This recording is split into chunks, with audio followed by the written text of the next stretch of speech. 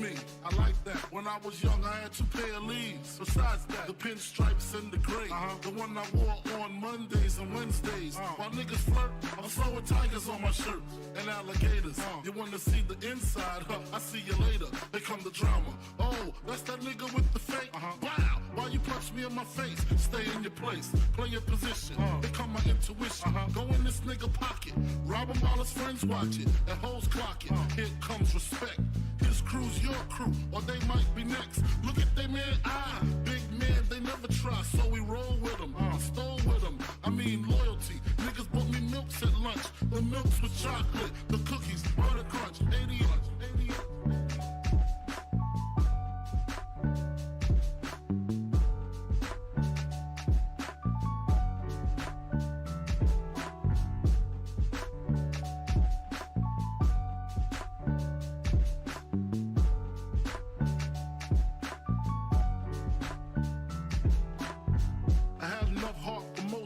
Long as I got stuff for most of them soft.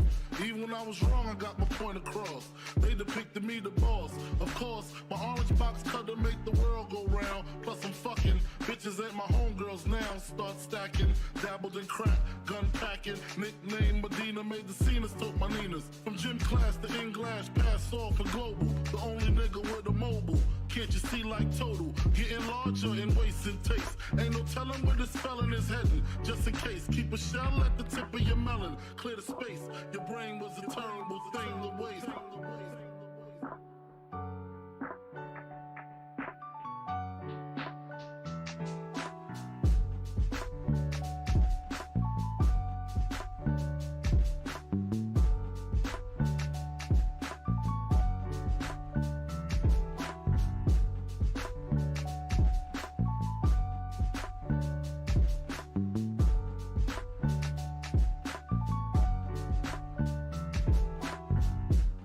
Realizing to master enterprise and I ain't have to be in school by 10. I then began to encounter with my counterparts on how to burn the block apart. Break it down into sections. Drugs by these selections. Some use pipes, others use injections. Syringe sold separately. Frank the deputy, quick to grab my Smith & Wesson like my dick was missing. To protect my position, my corner, my layer. While we out here, say the hustler's prayer. If the game shakes me or breaks me, I hope it makes me a better man. Take a better stand, put money in my mom's hand. Get my daughter this college plan, so she don't need no man. Stay far from timid, only make moves when your heart's in it. And live the phrase, sky's the limit. Motherfucker.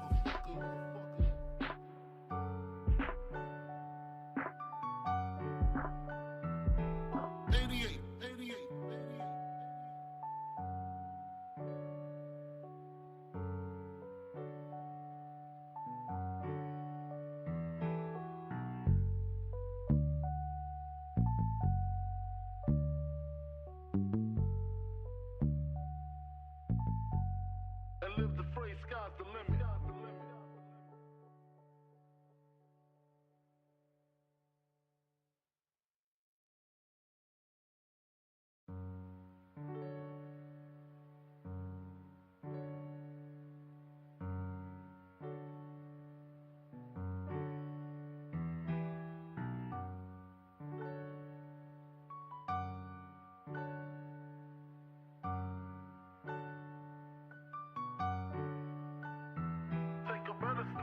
Money in my mom's hand. Get my daughter this college plan, so she don't need no man. Stay far from timid, only make moves when your heart's in it. And live the free sky's the limit.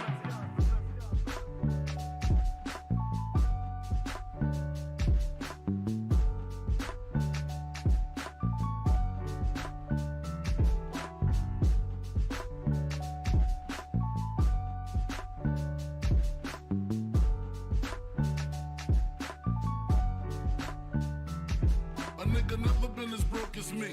I like that. When I was young, I had 2 pair of leaves. Besides that, the pinstripes and the gray. The one I wore on Mondays and Wednesdays. While niggas flirt, I'm sewing tigers on my shirt. And alligators. You wanna see the inside? Huh, I see you later. They come the drama. Oh, that's that nigga with the fake? Wow, why you punch me in my face? Stay in your place. Play your position. Here come my intuition. Go in this nigga pocket. Rob him while his friends watch it. And hoes clock it. Here comes respect. His crew's your crew, or they might be next. Look at they man, big man, they never try, so we roll with them, stole with them. I mean loyalty. Niggas bought me milks at lunch. The milks with chocolate, the cookies, butter crunch, 80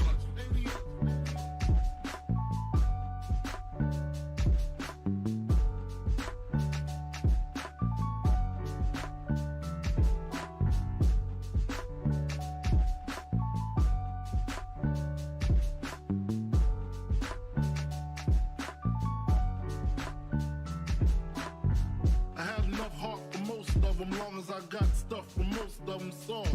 Even when I was wrong, I got my point across. They depicted me the boss. Of course, my orange box cutter make the world go round. Plus I'm fucking bitches ain't my homegirls now. Start stacking, dabbled in crack, gun packing. Nickname Medina, made the scenes, took my Ninas. From gym class to in-glass, pass off for global. The only nigga with a mobile. Can't you see like total? Getting larger in wasted taste. Ain't no telling where this felon is heading. Just in case, keep a shell at the tip of your melon. Clear the space.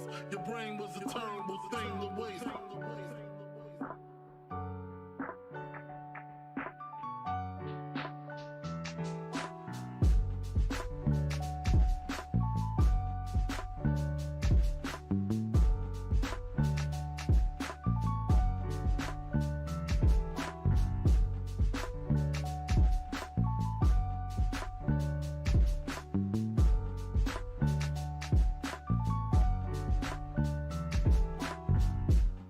Realizing to master enterprise and I ain't have to be in school by 10. I then began to encounter with my counterparts on how to burn the block apart.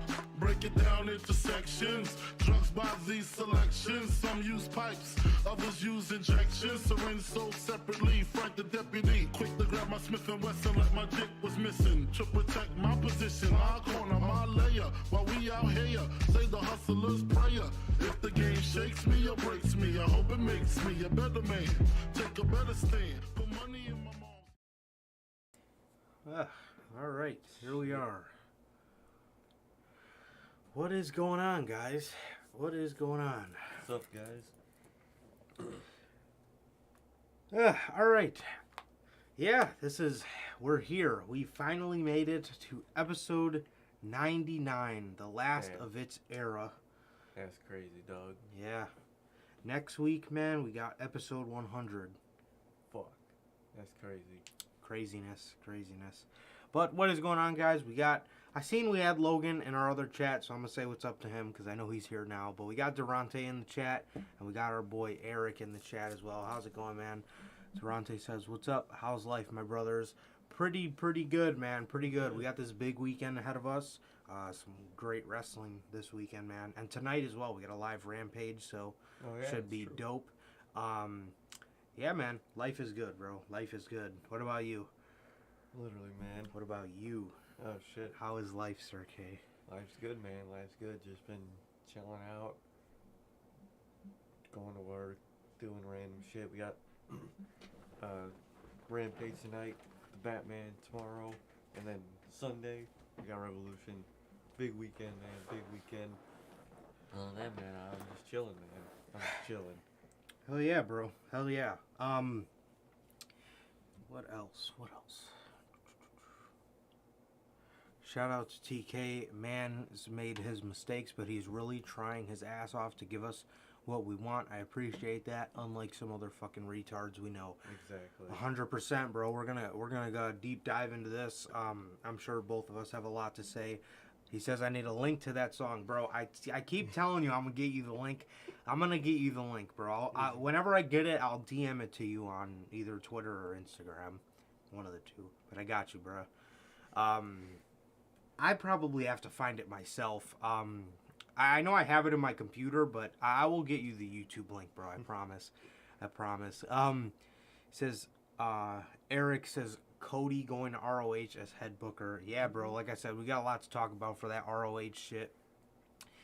Says, dear Bruce, get your fucking lips off Vince McMahon's 2-inch stick and fix me some coffee. Hey, man. What'd you guys think about that Pat McAfee interview? I watched a little bit. I watched the end of it before I went to work yesterday, and then I finished it while I was actually at work. So Shit. it was fucked.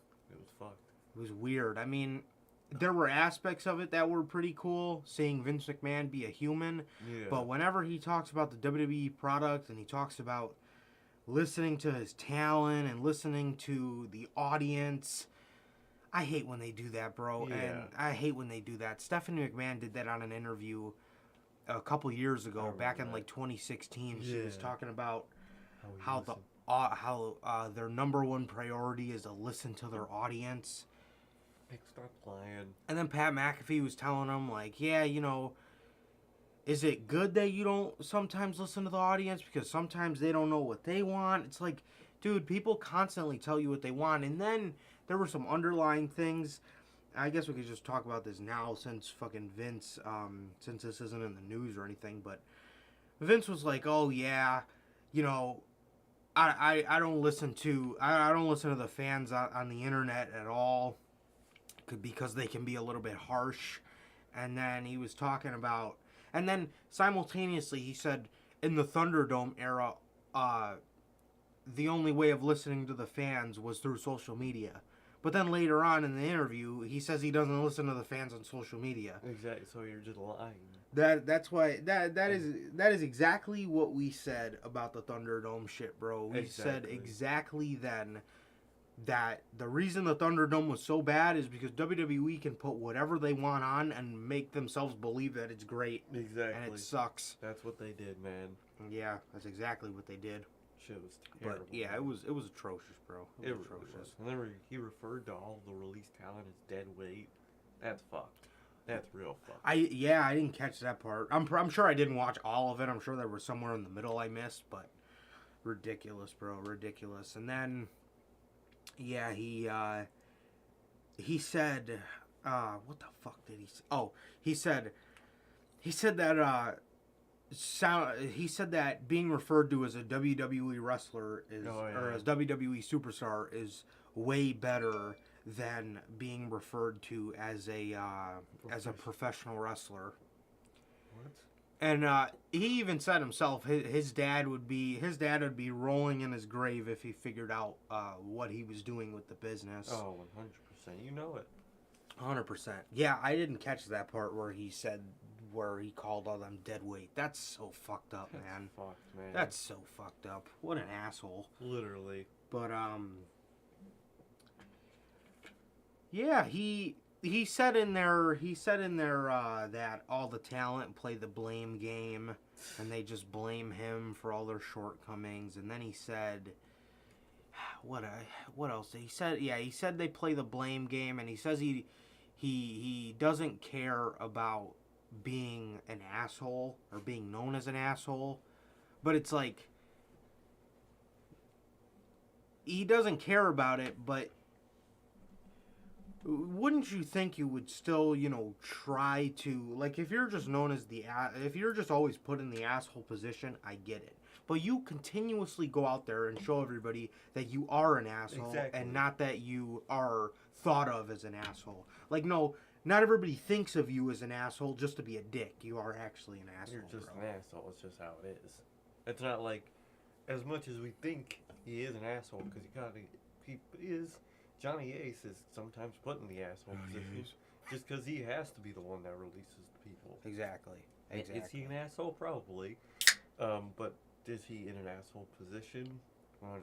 So even if he's not, people are going to say he's an asshole. That's not the same case for Vince. He's just an asshole. Yeah, that's ridiculous. Calling him dead weight and stuff, that's fucked. 90% of those guys could have made you some major, major money. We always bring this up, but they released Aleister Black after he debuted a gimmick that literally everybody liked. Exactly. You know what I mean? So how is that dead weight? You don't even know what could have came of that. Well, to them, probably nothing. Exactly. He'd probably be in the same spot as Ricochet right now. Says, yo, Vince McMahon, you say you listen to the fans and you love your family. Maybe you should ask Paul Levesque about that. Yeah, exactly, bro. Exactly. Bullshit interview, Vince. Yeah, for real. And Logan says, yo. What's up, Logan? What's up, dude? What's going on? I seen your comment in the first stream, but I had to close it because I forgot to add some images to the stream. But I seen you said 1 week until 100, bro. We are really there, bro. 1 week. 1 week away from episode 100. This is the last episode of its era, man. Crazy, man. Craziness. Can't wait for you guys to see next week. Well, Sunday technically is when it starts. But Yeah. you guys will see it on Monday. You guys will see the new Notorious Hills podcast look. Exactly. Because we got a beautiful Revolution backdrop, as always, for you guys. So it looks beautiful, man, and I can't wait for you guys to see it. But Hell yeah. regardless, if this is your first time watching, guys, do not know how this show works, man. Every Monday, we're on here with Notorious Unscripted, and every Friday, we are on here with the news. And with that, if you guys did miss this past Monday's edition of Unscripted, episode 80, the origin story of MJF, we talk about the week of wrestling, obviously culminating with a fantastic episode of AEW Dynamite. Exactly. You guys can now find that on all platforms: Anchor, Spotify, Google Podcasts, Apple Podcasts. And if you want to see it first, join us right here on Monday at 10 o'clock Central, right after Monday Night Raw. And yeah, catch us going over the week of wrestling, man. So if you guys did miss that, you can now find that on all platforms. And yeah, man, if this is your first time watching, also, you guys do not know who we are here at the Notorious Hills Podcast. I am Johnny Mayhem, one half of the host of this very show. And as for the other half, we got my man Sir K here. How's it going, man? It's going good, man. It's going good. Kind of went over this earlier, but doing good, man. Just chilling out. Weekend, great. Can't wait for the Batman. Can't wait for Revolution. It's about to be great, man. It really is. I hear it is fantastic, man. So That's all I'm hearing, dog. I'm excited. I'm excited for it. But yeah, man. Yeah, big week of wrestling. Big week of wrestling, man. And huge weekend for the Batman as well. So should be interesting, man. Should be interesting. Hell yeah, man. So I guess since we were just talking about this, Pat McAfee. We got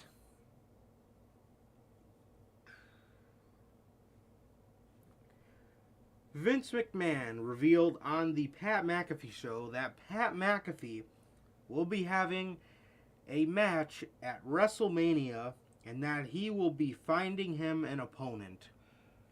Bro. Let's hope this doesn't culminate with Vince McMahon not finding anybody and having to go in there himself. But Pat McAfee, I kept seeing a lot of rumors. Obviously, there's the obvious rumor of Austin Theory. There's a rumor of Shane McMahon.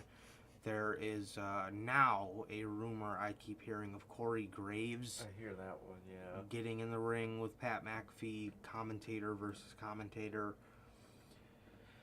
Either way, sounds ass. Dude, this WrestleMania season, bro.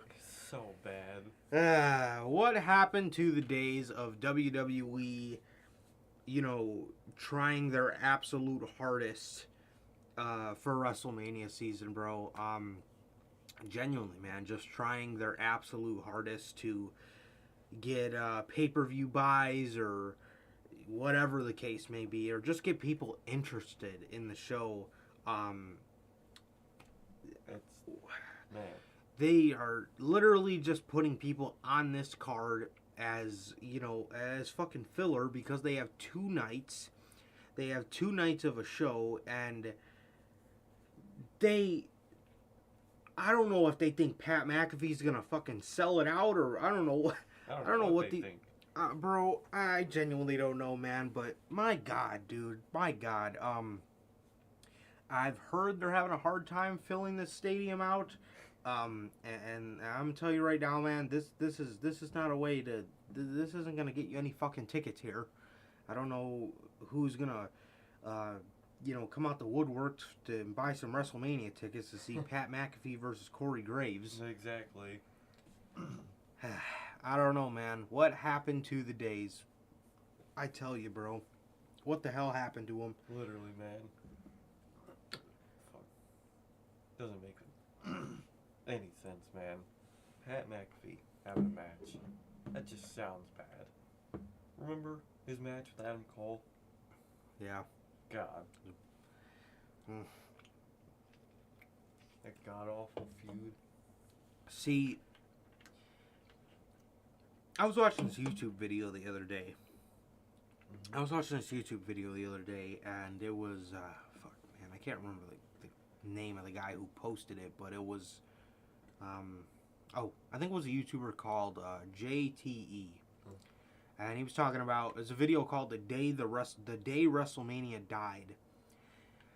And he talked about how in 2012, the hype for WrestleMania was like through the roof. There was the end of an era Hell in a Cell match. There was the Cena versus Rock, and they all did this on the Raw before Mania, the go home show. Mm-hmm.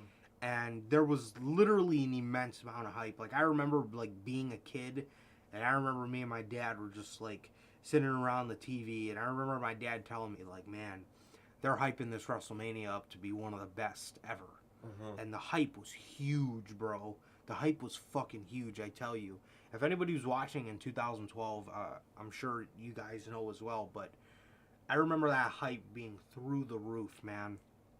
And you fast forward to today, and what do they do on the go-home shows, bro? But, yeah, they don't do a damn thing, man. But he said in the video, the day WrestleMania died was when Vince McMahon stopped getting people to try to get get pay-per-view buys and to buy the pay-per-view for $60, and when he was just giving it out for $10. You know what I mean? With his streaming service. It's like, it was better for us in terms of, money, because would you rather pay $10 or $60 to watch WrestleMania? But when you took away the element of him getting his pay-per-view buys and stuff like that, it just wasn't there. Exactly. It just wasn't there, and it's like he didn't really care anymore because he knew how many people had the network and how many, pretty much guaranteed viewers he was going to get on that WrestleMania show. Mm-hmm. And, like I said, you go back a couple years ago and he's trying his hardest to get you to pay $60 for these WrestleMania events, and, it just happens. Yeah, now it just happens, bro. And now they're, now WWE's put themselves in an even worse position, because not only do they have a dying product, but now you got to fill 2 nights. Now you have to fill 2 nights of action for WrestleMania. They fucking have to lie about one. They have to lie about one night. Now they gotta lie about 2.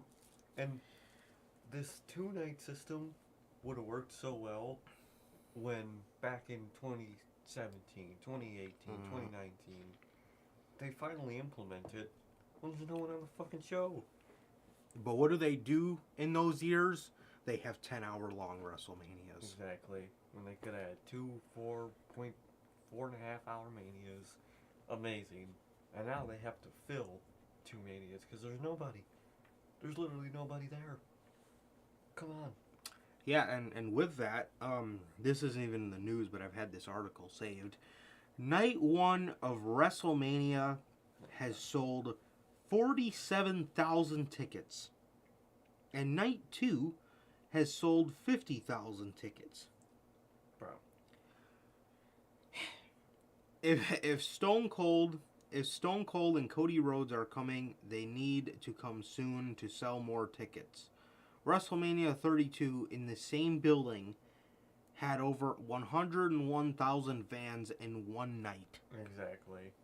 2015 was a very popular year amongst the wrestling fans. Mm-hmm. So the WrestleMania that culminated that year, being 32, sold 101,000 tickets, so they say, in one night. But they have less than that sold across 2 nights. That's sad. That's real fucking sad. Oh, good lord, man. And they were already giving those WrestleMania deals right at the start of selling tickets. Those deals have been up the whole time. Back in December. Exactly. So, if you really can't sell out a Mania with fucking buy one, get three, then, man, oh, man, that's sad. That's real sad. They were saying it on the Pat McAfee show. Try to enter the raffle to win 4 WrestleMania tickets. Like, bruh. What the fuck? What? How, you know, if you were to take away the buy one, get one thing across all this, I don't think I'm a fool to say they sell higher 30,000, 38,000 tickets Exactly. for night one. Literally. You know? And Jesus. they really fucked themselves over with the 2-day thing because it's WWE. We know with a thing like night one, they're not going to give a fuck about night one. No. Why should anybody else? Night one turned out better last year because WWE didn't give a shit about it. What does that say about the company? Literally. Night one turned out better because WWE kind of put all the and they kind of just let everybody go do their thing out on night one. Exactly. You know? And they saved all the big money matches for night two. And night two was fucking bad. You know, I knew it was going to be a bad night. Well, first of all, I knew it was going to be a bad night because I had COVID at the time, and me and Sir K couldn't watch Mania together. So I knew it was going to be a bad night when I had to sit there and watch the fucking show by myself. And then I knew it was going to be an even worse night when the first fucking thing they show you on that show was Bray Wyatt losing clean in his comeback match as The Fiend to Randy Orton. Clean. Fucking. What's the deal, bro? Exactly. My God. I knew that was going to be a bad night, man. But, yeah, they don't give a shit about night one, man. They don't give a shit. They put all the matches that no one cares about. And like I said, last year, even though the matches on night one were better matches, they were the matches that nobody gave a shit about in the first place. Exactly. Cesaro versus Seth Rollins. Who cares, bro? Who gives a shit? Who cares? But they put that on night one, and man, it was not it, bro. It was not it. It really was not. Night one, in terms of the matches they put on the show, was not it at all. Exactly. Yeah, but like I said, the matches that they care about are put on night two, and that one turns out just atrocious, dude. It turns out absolutely atrocious. Exactly, man. I forgot to tweet that out. Yeah, bro, but watching WWE by yourself is really hard, Dude, bro. It's I don't. it's one of the worst things. It's one of the worst things. But I'll tell you what, last year me and Sir K didn't see Double or Nothing together either. And even though you miss the presence of your homeboy being there watching the show with you, it still turns out great. I was still losing my shit over that triple threat match, bro. Exactly. You know what I mean? Because it's just that good of wrestling. And I'm sure that would have been probably amped up to like a 15 had we been watching the show together. But like still, it was a great night of wrestling, man. But you know, like I said, you go back and you have to watch, you know, a 2-night WrestleMania, man. It's like by yourself. My God, that's horrible. Literally, man. Literally, that is atrocious. Yeah, bro. So, yeah, WWE, man. I don't know what the deal is, bro, but I don't know, man. I don't know. This WrestleMania is not looking good, and they're putting no effort into it, man. They're putting no effort into it, and you know, unfortunately, I've met the people that, you know, will genuinely watch the show to see one of their favorite old wrestlers or to see one of their favorite old wrestlers wrestle. I remember back in 2018, one of the like assistant gym teachers was like, "Man, I gotta watch this show. I gotta see Kurt Angle wrestle." I'm like, dude, all the other shit on the show, and you're worried about Kurt Angle wrestling? You know what I mean? It's like, Don't make sense. who the hell watches the show for that, bro? Exactly. I want to watch the show to see the continuation of the people that I've watched all year get what they deserve, like Exactly. Bayley. And what did she get last year at WrestleMania? Embarrassed. Thrown down the stage by the Bella Twins. Come on, man. That Come is on. what she got for a year's worth of hard work in a fucking pandemic with no fans being the only thing to carry SmackDown through that era. Literally, And man. that is what she got for it. Bullshit. My lord. Yeah, so WrestleMania is looking down bad, and yeah, it's not looking good for these damn people. But we'll just have to wait and see what happens with that. With that, another thing Vince McMahon brought up in his Pat McAfee show appearance. Vince McMahon has just announced during his interview on the Pat McAfee show that he will be inducting the Undertaker into the WWE Hall of Fame. You could kind of see this one coming. I mean, they're good friends. Vince McMahon's always crying about him, literally. Vince McMahon's always getting choked up about him. So I don't really mind it. Do I think there's people better and more suiting for it? Yes, I think you could have put Kane in there. I think you could have put McFoley. I think you could have put a bunch of people. For me, I would say Kane, but just because of everything going on with him, I would say Mick Foley. Yeah. But I mean, Vince McMahon. I mean, the harsh truth is, the guy's a dickhead, but the harsh truth is, him and Undertaker are like best friends. Exactly. So it is what it is, man. It is what it is. It's still gonna happen. says we're successfully connected. I don't think it kicked us. No, it didn't kick us. Oh, thank God. Okay. Yeah, didn't kick the live stream. Wow, that's weird. Thankfully. Still Okay. don't get what the fuck that was. Are we here?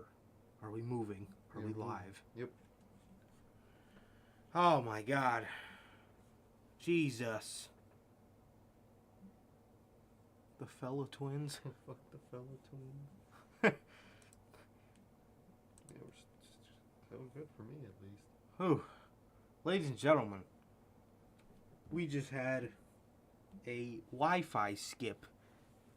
Holy And shit, that was scary. It almost gave me a heart attack because it seems like every fucking show we do on Friday at 4 p.m. Central, Something goes wrong. something happens. Oh my God. Whew.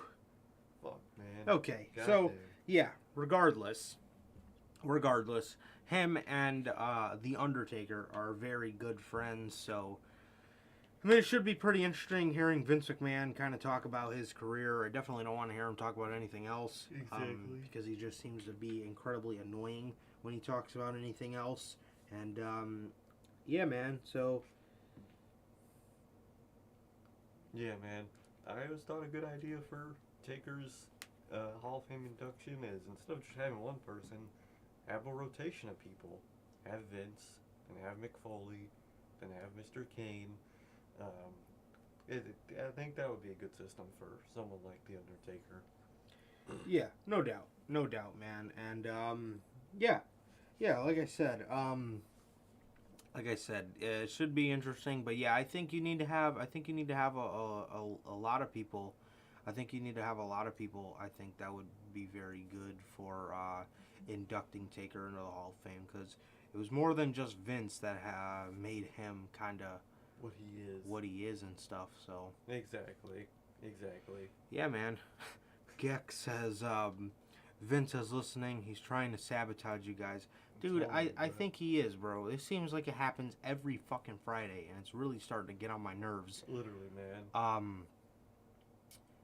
Yeah, so regardless, it should be good nonetheless. I know a lot of people are pissed off about this, man, but I mean, those two are best friends, so I'm sure Exactly. Taker wanted him to. Yeah, you know he did. Yeah.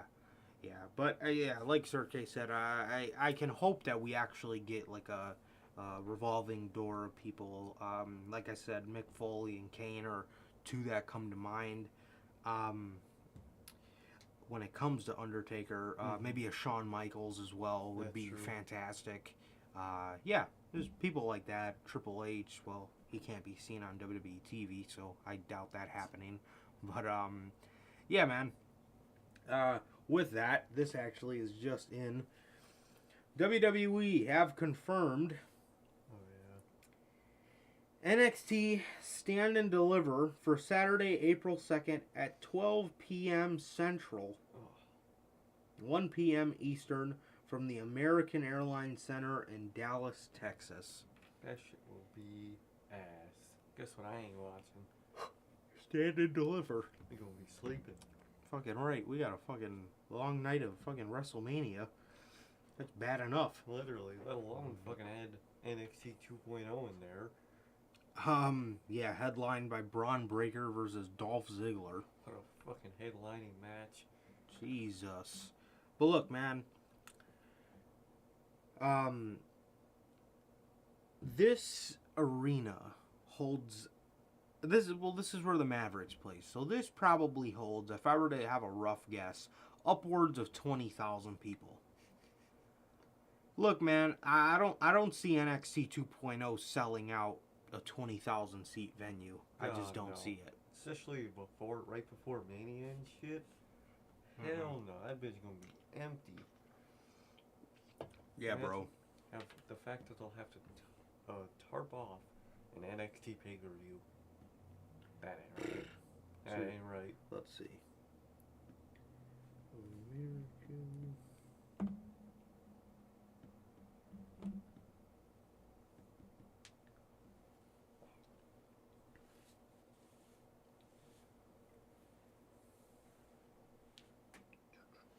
Capacity 20,000 people. They ain't selling that bitch out. There's no way 20,000 people show up to see Braun Breaker versus Dolph Ziggler. There's no way. In the afternoon. Come on, bruh. There's no fucking way. Fuck? No way, dude. No way. And I can already see it. These uneducated WWE marks. Oh, AEW couldn't even sell it out. AEW has sold out a 20,000 seat venue twice. Exactly. United Center and Arthur Ashe Stadium, bro. So don't give me that bullshit. I saw today that AEW reached $1 million in ticket sales in Double or Nothing already. Come on, dog. Come on, dude. That shit'll pay. That shit'll pay 1/3 of Cody's new contract. They will get 5,000 top. I agree. Oh yeah. I agree. 100%. It'll look a damn episode of Raw. I'm telling you, bro. That whole hard cam side is gonna be fucking. That whole hard cam side is gonna be fucking completely tarped off, dude. Completely. Ridiculous, bro. Nobody's going to a show headlined by Braun Breaker versus Dolph Ziggler. I want to hear the undercard, man. I can't wait for that shit. We'll get Mandy Rose versus fucking nobody. Who is she gonna face? Fucking Mandy Rose versus fucking... Who fucking knows? I don't even know. We're the tag team champions. The other ones at Toxic Attraction. Gigi Dolan and JC Jane. We're the male tag team champions. I don't even know that. Is it Brutus Creed? No. No, they won the classic thing. Won the Brutus Creed?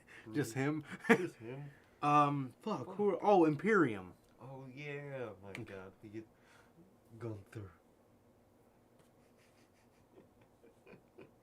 Yeah, give me fucking, I don't know, give me... Headline the show with Braun Breaker versus Walter. Exactly. Do that. Something like that. No, I'm telling you, bro, that show's not selling out with Dolph Ziggler as a headlining act, bro. You mean Braun Breaker versus Gunther? No. Braun Breaker versus Walter. Exactly. T-Mobile Arena has 28,000 seats. Then you add the seats around the ring, and that's about 21 or 22,000 people. Yeah, bro. Yeah. I wish they used to add those seats. Well, they gotta take some of the seats off for the stage, so they kind of equal themselves out. You know what I mean? Right. Yeah, dude. It's not. That show ain't. That show is not selling out, bro. Hell no. Not at all. Ain't half that. Yeah. Especially, like I said, if it's headlined by Dolph Ziggler, bro, ain't nobody coming out to watch fucking Dolph Ziggler versus Braun Breaker in the main event. We're not in 2012, man. Exactly. We will have the NXT North American title in a 6-person ladder match, I think. Oh, I did. I think I heard about that. Wow. What a fuck. Wow. I wonder what those 6 fucking nobodies are gonna be. Now, I was gonna say, you're gonna see so many how it started versus how it's going. Oh, yeah. With the old North American ladder match, which is beloved by fans. Cole, Dream, Lars, Ricochet, EC3, and Dane. That's versus fucking Carmelo Hayes, probably Grayson Waller, Troy D'Angelo, fucking LA Knight, Von Wagner. Now that's a guy you put in the main event and he's gonna sell it out, bro. Braun Breaker, Von Wagner. Yeah, T-Mobile Arena for Double or Nothing, man. Yeah, they got a huge arena in the Las Vegas area, bro, and they will most likely sell it out, bro. It's gonna be a great fucking show. No telling who's gonna be on that. No telling who's gonna be on that. We got to get past Sunday first. We got to see who the hell shows up then. Exactly. And then we'll see about Double or Nothing. But regardless, man, it's going to be a great, great show. Yeah, man. So, God. Oh, yeah. Stand and Deliver. Yeah. We'll not be watching the show. We'll not be reviewing it. We'll be talking about Mania on that night. So that's that, man. Exactly.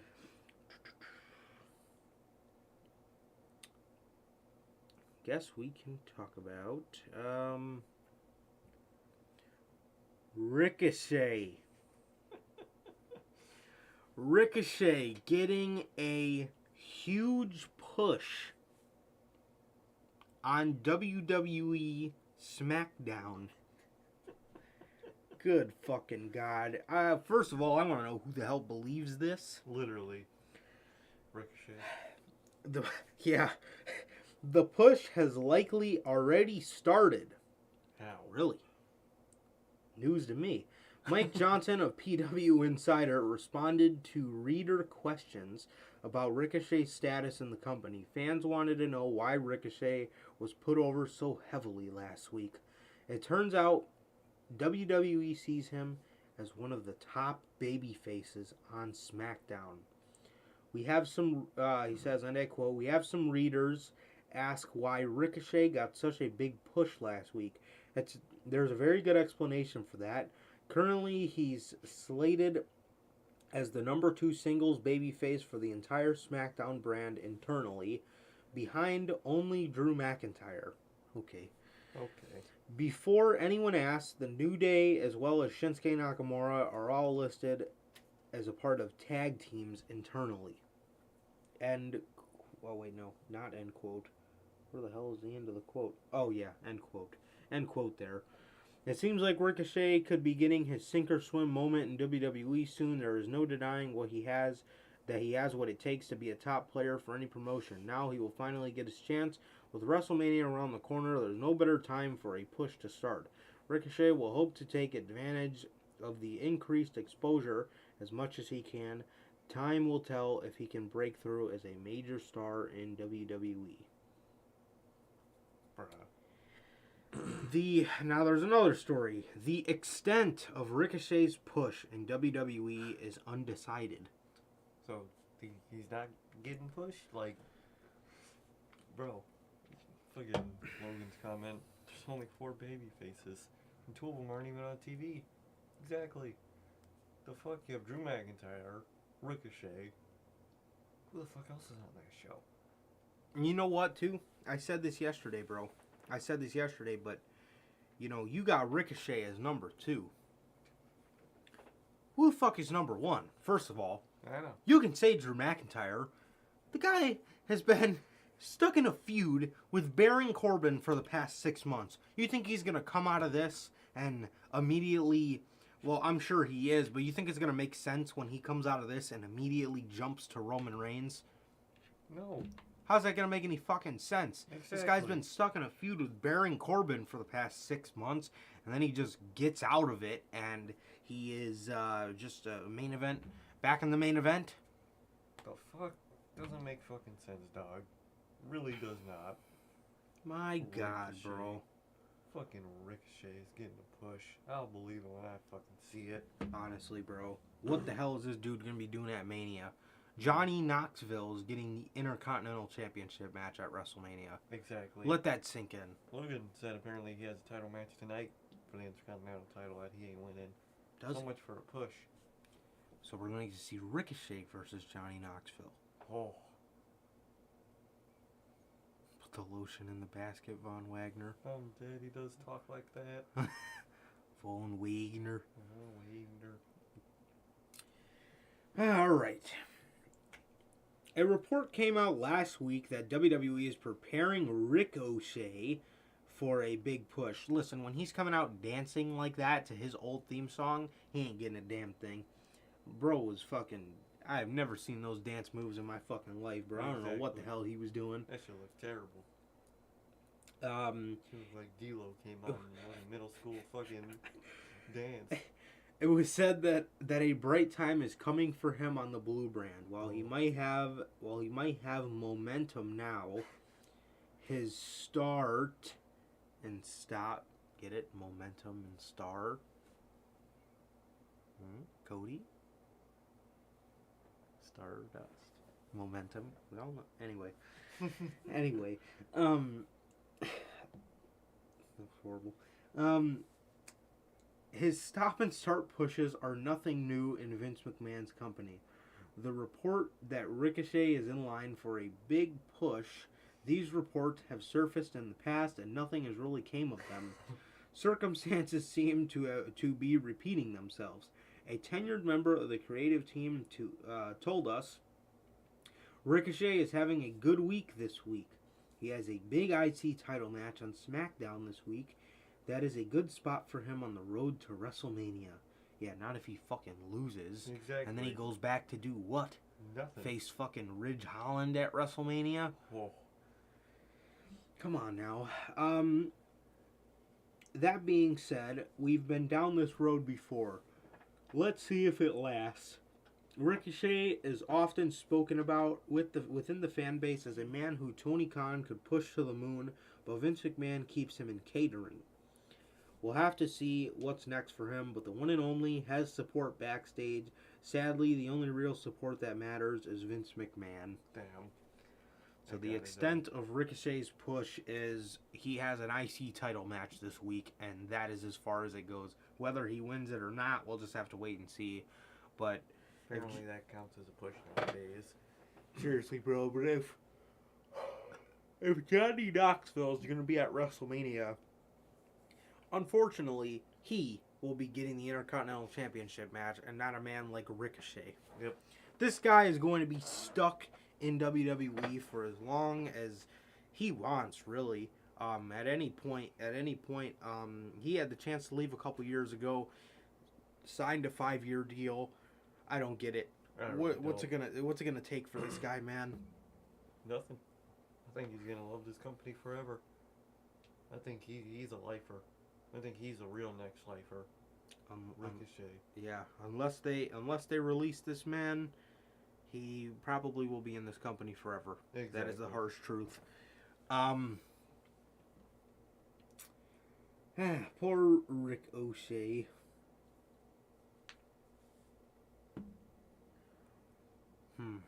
Yeah, I think that's it for the WWE news. Now,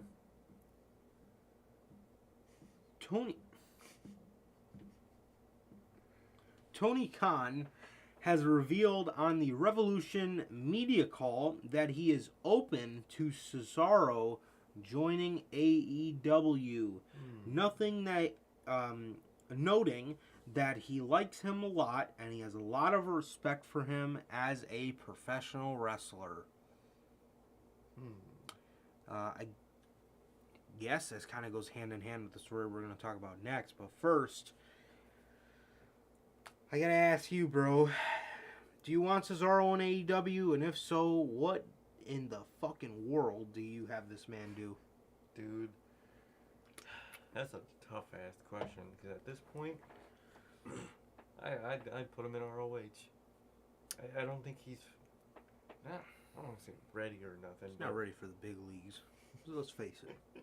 He's not special enough for the big leagues at this point. He's not. The specialness of Cesaro has gone and passed. We know what he can do. He's not underrated anymore. He's just Cesaro. And he kind of fucked himself over in the last couple years. So I'd say he has to go to a company like ROH where he could get himself back up before he goes to AEW. Plus, what the fuck is there for him to do in AEW? Literally. Had this been a year ago, I would have said you can have him join Team Taz. I thought he would have fit great. Yeah. That group is obviously in shambles now, so you can't do that. I don't know, man. Sign him and Chris Hero to Ring of Honor or something. Something like that, man. Because at this point, like, look at what a guy like Jay Lethal has done. Literally nothing. He's had a match with Sammy Guevara and a televised match with Ricky Starks. That's it. That's all he's done. That's literally it, man. So there's really nothing for this dude to do, bro. And then you look at Cesaro, it's like, well, if they keep the TNT title on Guevara, Keith Lee most likely is going to be the one taking it off of him and taking the title from him. Mm-hmm. So you got that.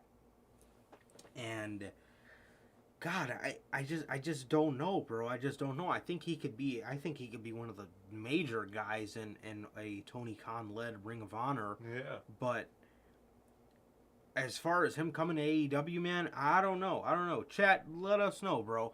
If Cesaro were to come into AEW, what do you guys see for him? Maybe you guys are seeing something that we're not, man. But I don't know. I don't know what could be for him, bro. I really don't. I really don't see it. Not at this point, man.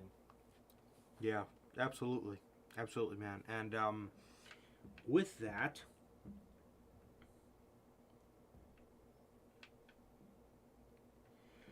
all right, AEW Revolution could include a surprise debut.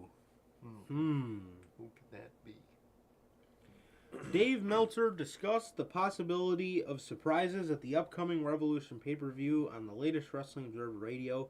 With Tony Khan's purchase of Ring of Honor, several possibilities exist. Jeff Hardy is still under a non-compete clause until March 9th, so he's out. Claudio Castagnoli is a definite possibility, and I quote, All Out was a better show because of the big debuts. There's no promise of any big debuts. They can't do Jeff Hardy legally. I mean, Claudio could walk in on the show if they want to. If they want to do something, he does like to do stuff like that. End quote. Tony Khan has not promised any major debuts for Revolution just yet. The debuts at All Out were well known, but no announcement was made in advance. That show brought us Bryan Danielson and Adam Cole. Revolution might include some surprises for AEW fans. We'll have to wait and see if Tony Khan wants to promote more major announcements. There have been several recent weeks, and Tony Khan should be aware of fan fatigue. With that, there are plenty of opportunities for total surprises. A stacked card and an air of unpredictability have made Revolution a must-watch. And that's that. Surprises for Revolution, bro. You have literally so much space to work with here. You have Samoa Joe, who's a free agent. You have the two obvious ones, who's Bray. You have Johnny. You have Cesaro now. Not really a talent surprise, but you have Regal. You even have Cody Rhodes, who's a free agent at the moment. Exactly. So it could really be anybody. It really could, bro. It genuinely could be anybody, but they haven't really made us aware. They haven't really made us aware of anybody at the moment, so they could be keeping this super hush-hush. If that's the case, there is a possibility you could see somebody like a Bray Wyatt pop up, because you know they want to keep his debut as quiet as possible. Oh, yeah. And yeah, bro, I mean, you never know, bro. You never know, but Dave Meltzer said there is a possibility, but if it is, it's just not well known at the moment, man. So yeah, bro, Revolution could include a surprise, man. But what do you guys think, bro? What do you guys think? You guys see any surprises at Revolution? Logan says Wyndham. Could be. I would fucking love that, bro. Oh, yeah, I'm telling you, nuts. I would fucking love that. That would be incredible, man. But on that, we will just have to wait and see, man. We will just have to wait and see. Durante says, I would bring Cesaro into AEW for a couple one-offs. Yeah, I agree. Cesaro seems like the perfect, like, forbidden door type guy. Occasionally come in, do something. Absolutely.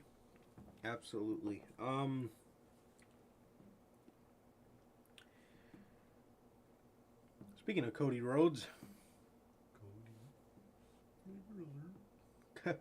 Cody Rhodes talks with WWE have died off.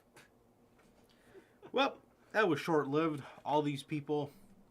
Cody's gonna be at WrestleMania. Damn. Debut in the Rumble. Oh, look at him now. Cassidy Haynes of Body Slam is now reporting that talks between the two parties have fizzled out and Cody Rhodes could possibly return to AEW now that Tony Khan has purchased Ring of Honor. And I quote, while asking around about the purchase of Ring of Honor, sources have also confirmed to me that the reports of Brandy Rhodes and Cody Rhodes leaving AEW was very much real life and was not a work. Additionally, I was told that discussions had been ongoing between Cody and WWE, but I was told those conversations have since fizzled out. One source indicated that since there is a hope that Cody can be brought back into the AEW fold, the idea was floated to me that there might be a possibility again with a new role involving the ROH acquisition, end quote.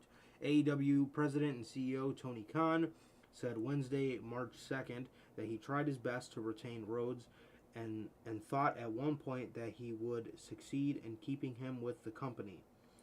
Kahn said he tried to negotiate a longer agreement beyond the option years with Rhodes. Unfortunately, the two sides couldn't agree to a new deal, and it became apparent that Rhodes was leaving AEW.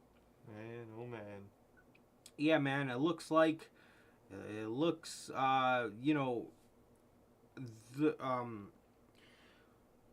Cody wants control. Mm-hmm. Cody wants control, and if they are going to be kind of using ROH as a developmental type of system, Cody Rhodes could very well find him in the same position his dad was in years ago. Exactly. Helping people in developmental. Kind of what he does with his Nightmare Factory. There's hopefully a little better with the ROH. Mm-hmm. Yeah, man. But, Cody wants to be in control, man, and that could be the perfect kind of situation for him, man. Exactly. That could be the perfect kind of situation for him. But, we'll get to that when we talk about this ROH stuff. But as for this report, Cody Rhodes and WWE talks have died off. Thank God. That was going to be nothing but a horrible situation for Cody Rhodes, man. Exactly. Would have killed that man's career. He better be glad them talks fizzled out. We all said it, bro, but career suicide. Definition of it. Career suicide is what was ahead for Cody Rhodes at that point, man. And that was, like I said, that was not going to be good for anybody. That was not going to be good for anybody, man. Yeah.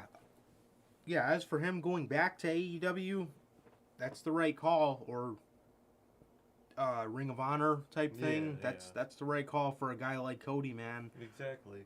But yeah, bro. Yeah.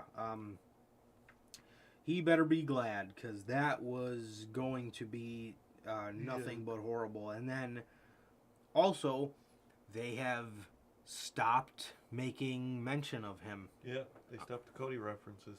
Goddamn. Yep, on Monday Night Raw and stuff. They have stopped it, man. So I feel like they were at a point where they might have thought they had him, and then it didn't work out. Yeah, it didn't work out, man. So Good on that, bro. Exactly.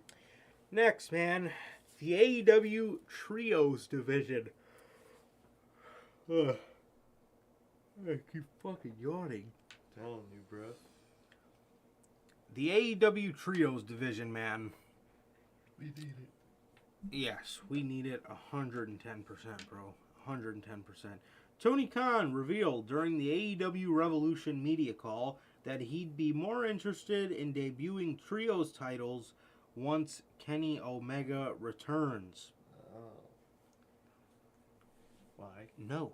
Okay, like, you don't need Kenny for those. You have, I mean, don't get me wrong, that would be something great for Kenny to do while he's kind of having a little down period here or whatever, now that he's not going to be involved in the world title situation anymore.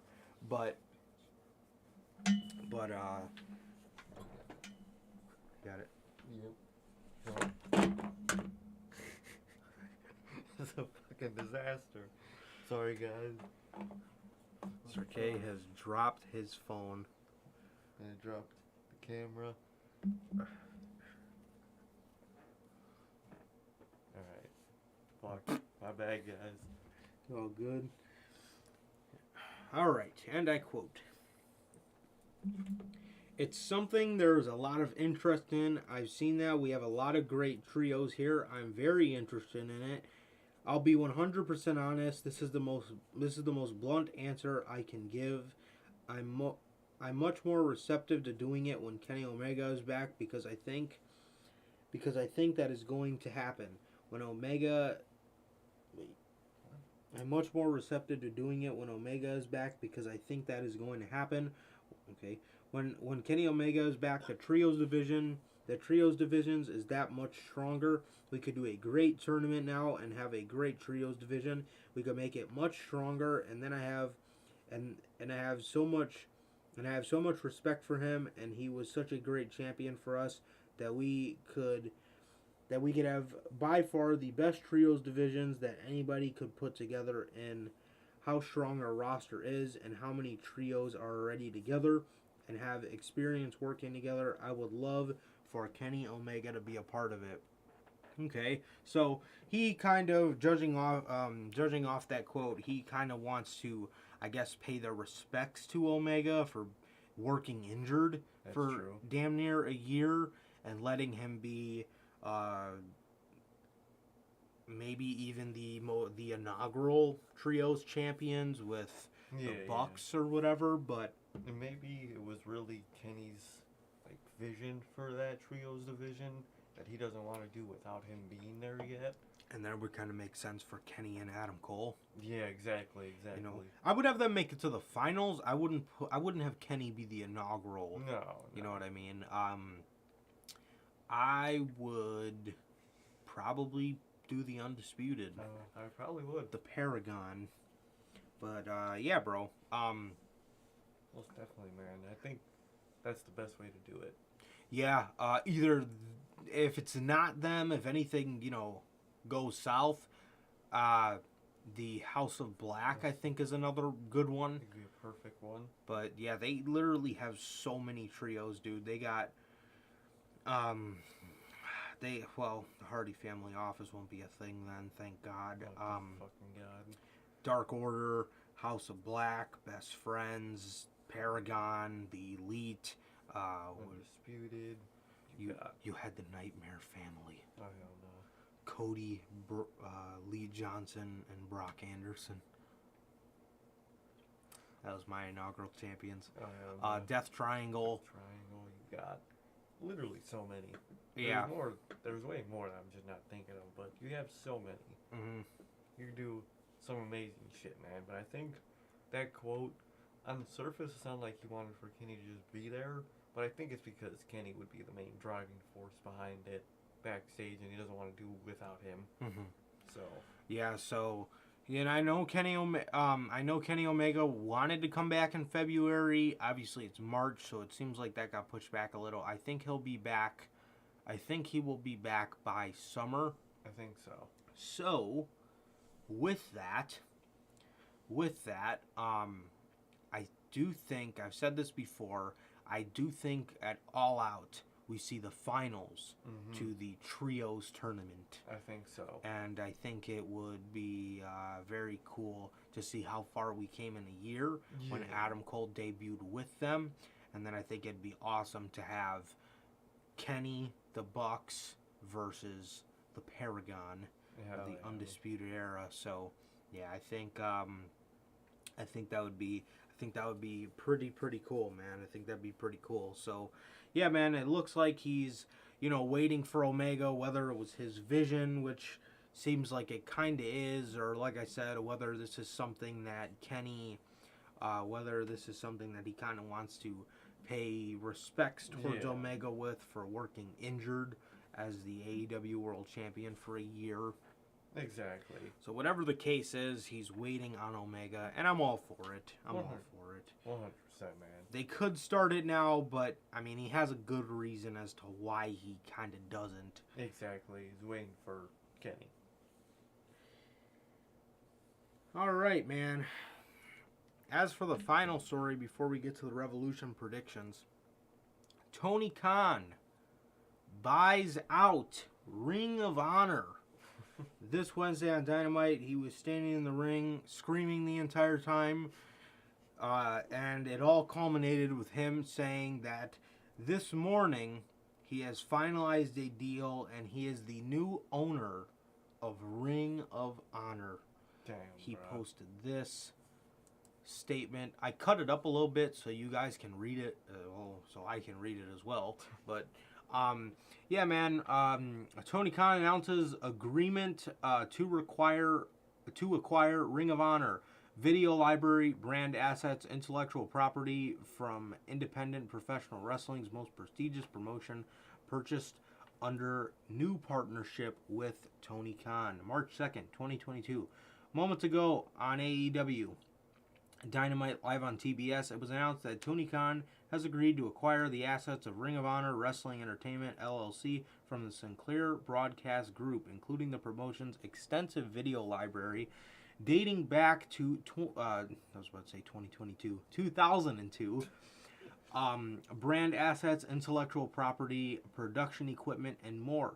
Known widely as the independent promotion that birthed some of wrestling's biggest stars today, including AEW, CM Punk, Bryan Danielson, and highlighted dozens of members of the AEW roster. Ring of Honor's purchase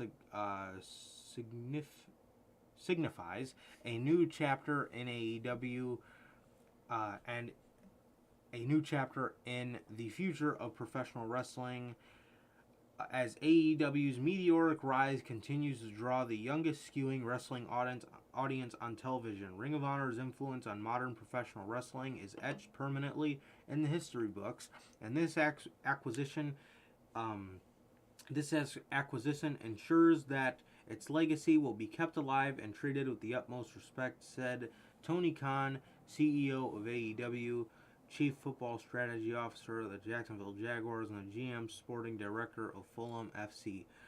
This deal adds thousands of hours of content to our rapidly growing library and creates new opportunities to expand our footprint and our footprint on a national and global scale, while having the potential to produce new content under the ROH banner. I will immediately begin exploring opportunities to make ROH's video library available to fans who will also have the opportunity, remember that line, who will also have the opportunity to witness the beginning of careers of some of AEW's biggest stars. More than 40 members of the AEW roster appeared in Ring of Honor during their careers. The promotion has launched the careers of numerous AEW stars, including you. I'm not reading all those names. It's so many fucking names. You guys get the point. You guys know. You guys know. Ring of Honor has produced some of the best professional wrestlers over the past 20 years, but more importantly, it created a family.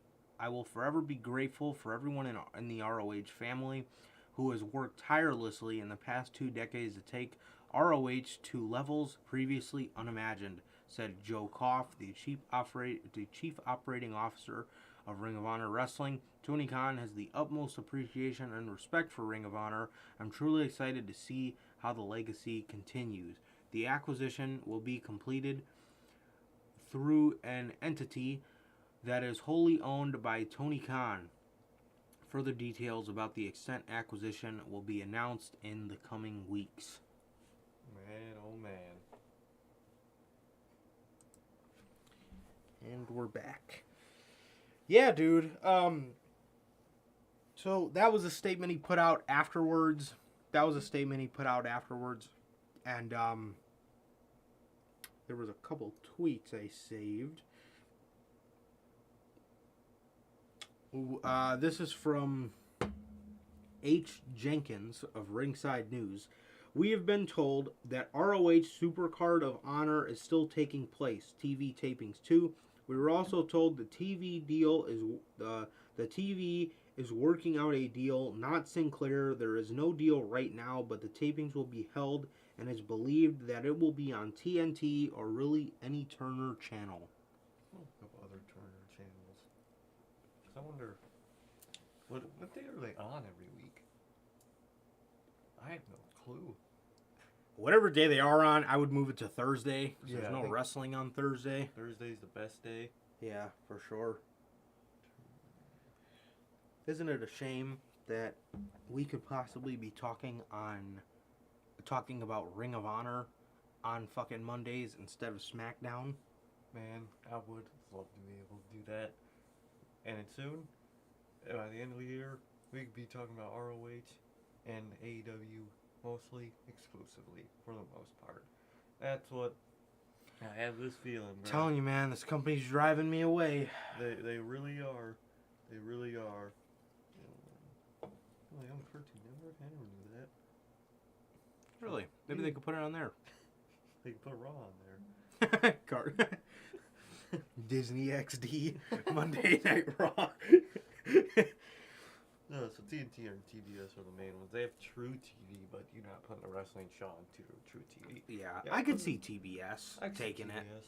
TNT, since TNT only has Rampage now, or How if about- they need a bigger show, they could do ROH. How about this? HBO Max. Exactly. It could be a way to get people get more HBO Max. How about that? This leads me into my next tweet. Andrew Zarian tweeted out, this was before he announced Ring of Honor, a lot of chatter regarding Tony Khan's big announcement tonight. Spoke to someone this morning, and it was told in many circles it is believed to be AEW and HBO Max have agreed to a deal. Also mentioned AEW secured access to an international pro wrestling promotions catalog. Man. Even though we don't got it now, it's coming. It's coming. It's coming, man. And for sure. Makes that HBO Max deal to HBO Max look even better. Because not only got all the hours of AEW footage they could use, now they have decades of footage for ROH. So that's just hundreds of hours of footage they got off the gate from this new deal, man. And that's great. That's great, man. Yeah, man. And there are rumors floating around that Cody Rhodes and Brandy Rhodes are going to end up with ROH instead of WWE or even AEW. I could see it, bro. I could see it. So we already went over the kind of TV deal thing, but we're being told there is a lot of rumors going around that AEW is going to be using ROH as some sort of developmental kind of system. Yeah. To bring people up to AEW. It's going to be a little weird how they're going to do that because... It's still its own show? Right. Like, from what we know, AEW didn't buy Ring of Honor. No. You know, it was Tony Khan, so they're still separate companies. So, I'm kind of curious as to see how they're going to do that. Yeah. Because a contract in ROH is still completely separate from an AEW contract. Right. They don't connect in all reality. They just have the same owner. So I wonder how that's really going to work. There's really no call them up type of system that they could have. But I'm curious, man. I'm really curious. Yeah. Yeah, man. Very, very interested to see how that goes. But in terms of it being a developmental... This is great for the wrestling. This is great for the wrestling,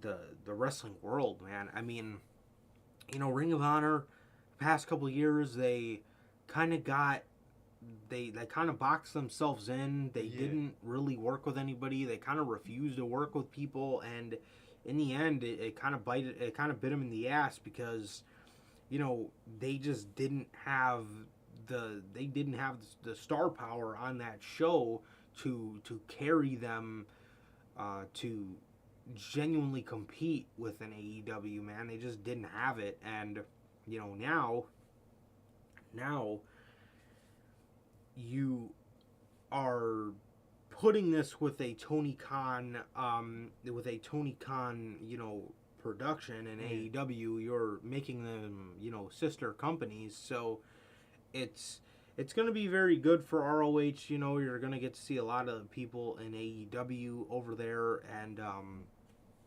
we get PCO.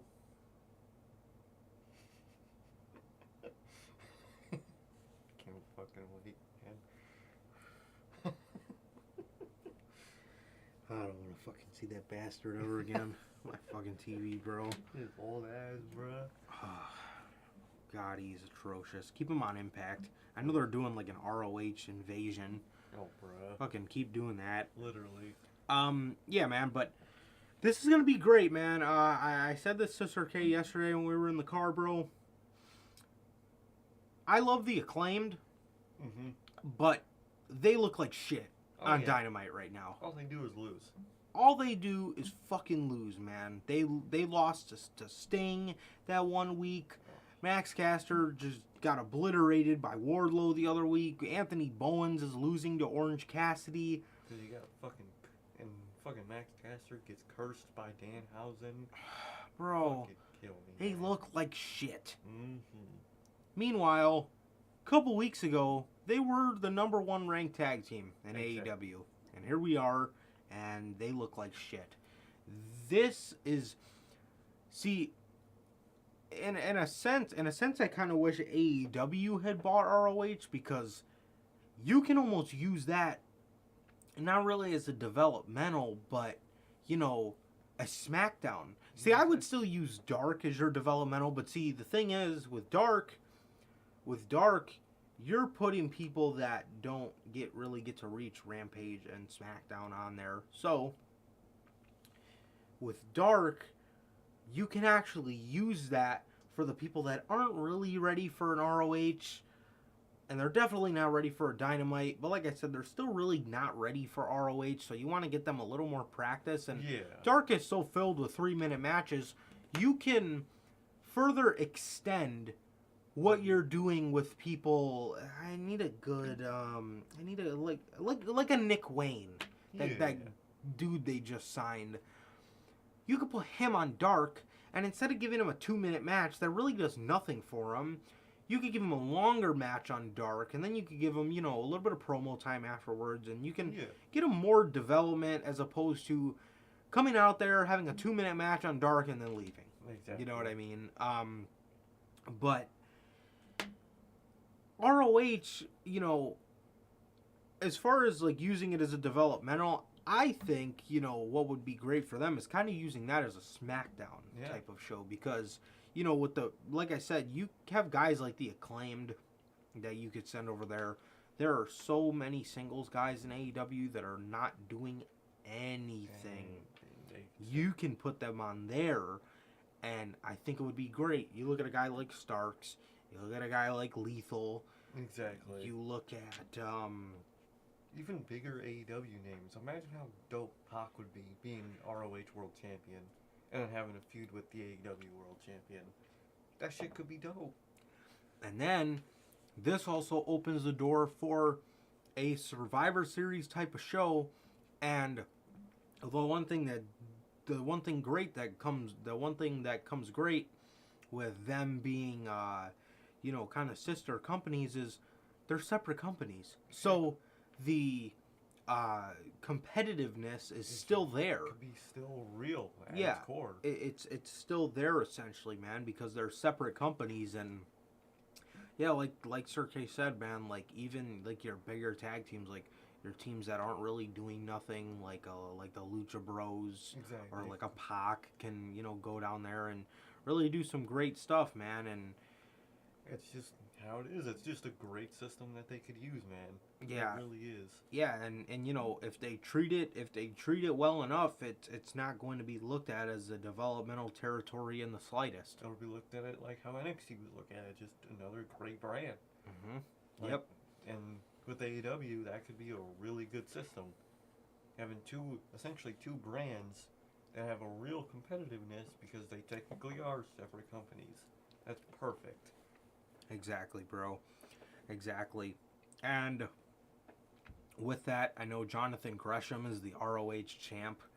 Ziana Purrazzo's the women's champ. So you got a lot of people as well that, you know, Tony, that are going to be, you know, working under TK, and it's going to be great, man. It's really, really going to be great, but they can use it as a great developmental system, or not even a developmental system, but they can, like I said, use it as kind of like their SmackDown in a way, to where you can kind of, you know, send people there that, you know, don't have anything to do because, you know, you only have so much time in AEW, and then you give these guys that aren't doing anything really a chance to do something. And then, like I said, that opens up spots on Dark and Dark Elevation for your really green people. Exactly. You know what I mean?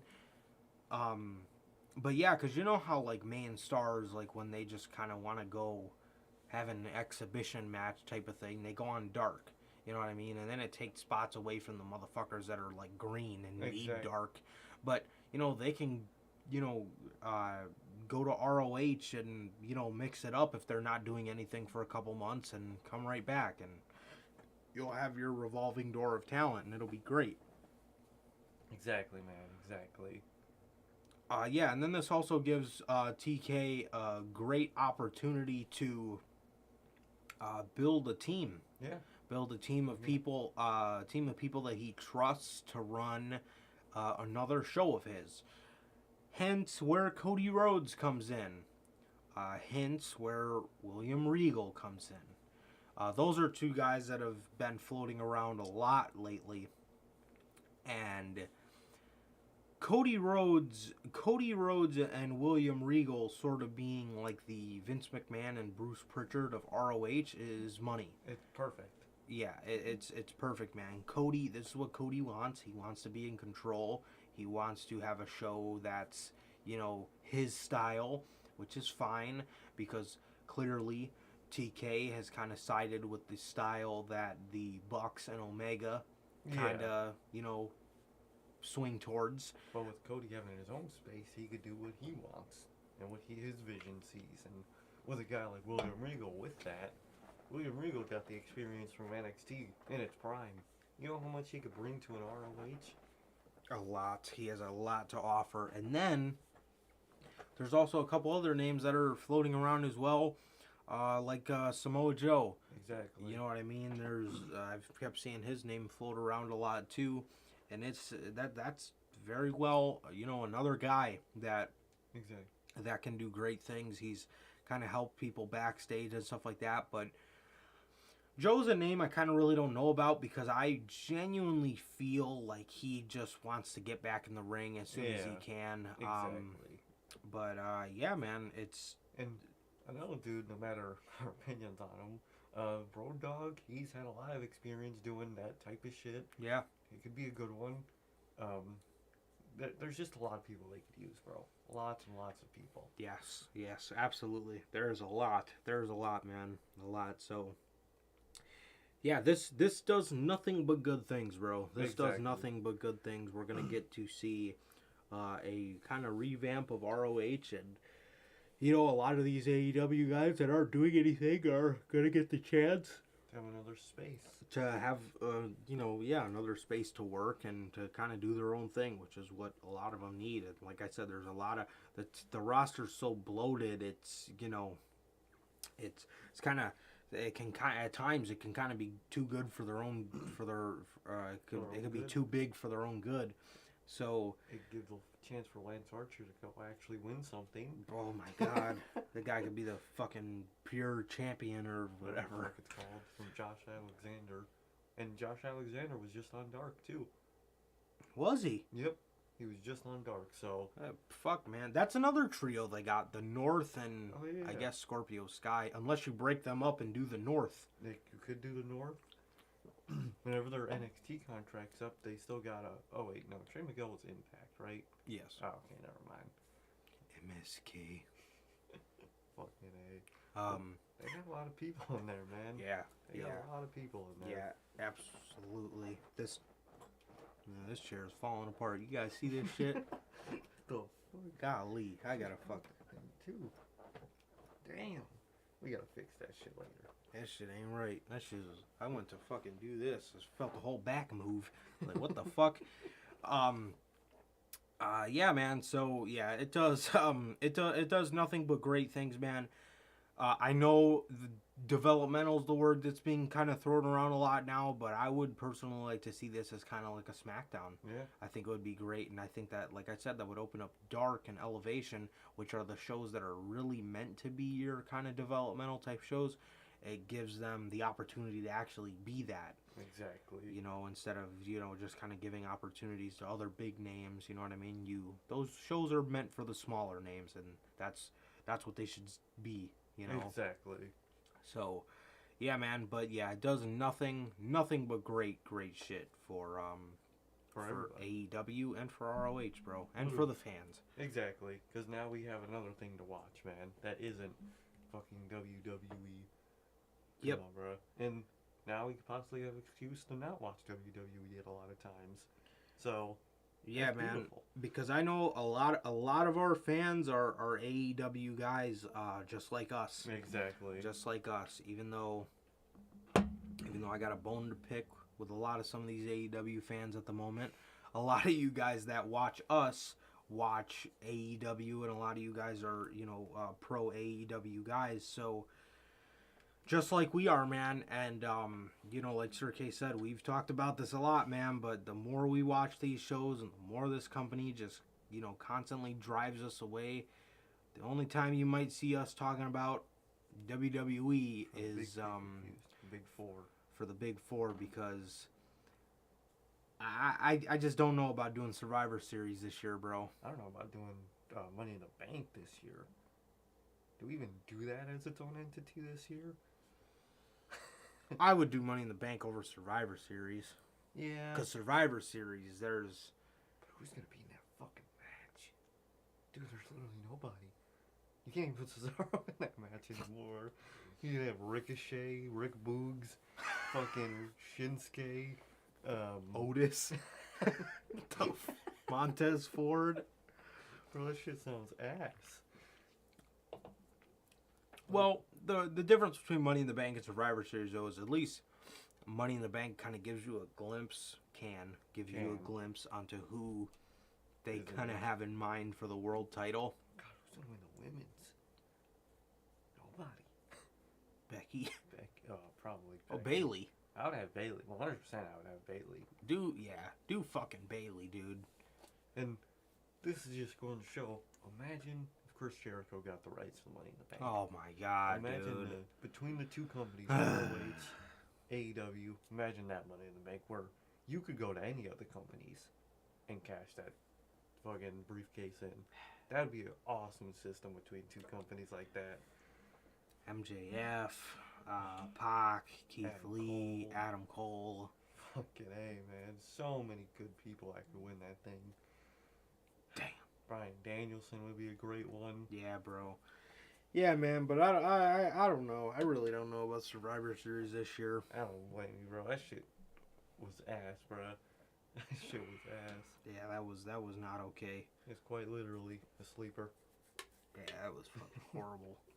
That was horrible. I'm dead. Yeah, bro, and that's the news, man. That's the news. Let us know what you guys feel about this. Let us know what you guys feel about this ROH stuff, man. So should be very interesting to see, bro. Definitely, man. Definitely. And with that, AEW Revolution predictions, bro. First, on the kickoff, Layla Hirsch versus Chris Statlander. What the hell is this? Oh, hell no. Whose fucking idea was this? Put this on the damn card. Literally, bro. What the fuck?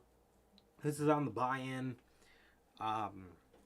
Yeah, I guess I'll just say Chris Statlander here. Yeah, we know Layla Hirsch ain't winning. It's gonna be Chris Statlander. Who even cares? Why is this a thing? For real. The other buy-in match is Hook versus QT Marshall. I mean, cool to see Hook on a big setting like that. Absolutely. But QT, couldn't think of a cooler opponent for Hook. Someone Well, from Team Taz might have been cool. well, I want to see QT Marshall win. No, man, this one's obvious Hook win. They've been building this up on Rampage, so I guess this is going to be the culmination on the buy-in of Hook versus QT Marshall. And Hook is going to stretch him. God. Yeah, man. Gonna go for Hook here, bruh. Definitely, man. Definitely. I can't wait to see that entrance on a pay-per-view stage. That's going to be dope. Yeah, bro. That's going to be real dope. And next... I just realized, too, that? Hook has had technically a pay-per-view match before a Dynamite match. They never put that guy on Dynamite. Yeah, Why? he hasn't been on Dynamite since. They put put his ass on Dynamite, bro.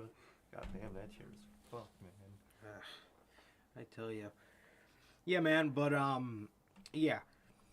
Next, Jade Cargill versus Tay Conti for the TBS Championship. Why does the title exist? Why? Yeah, I was going to say, why the fuck is this title even a thing? First of all. Second of all, I don't know. Wait, But seriously, bro, why is this title a thing? literally. And especially if you were planning on buying ROH, why did you create the second women's title? Just send people like Jade over to ROH. Exactly, bro. Come on, man. Come on. Exactly. Yeah. So, Jade defending the belt against Tay Conti. Yeah, man. I don't know. I'm gonna go with Jade just because they love her and she's doing this whole streak thing. Yeah. So- She's doing the streak, man. So, I guess it's only right to go with Jade Cargill There you go. beating Tay Conti for the TBS Championship. Yeah, don't really care about that one too much. The AHFO, Andrade, Matt Hardy, and Isaiah Cassidy versus Sammy Guevara, Sting, and Darby Allin. 6-man tornado tag team match. This should be good. Yeah. Meaning, being that it's a tornado tag match. It's all good people in the ring too. So it should be pretty good, man. But man, would I have loved that TNT triple threat?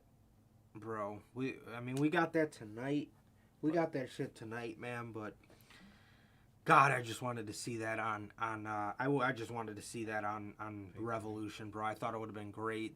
Give this man Sammy Guevara a fucking match on pay-per-view, bro. Defending his title.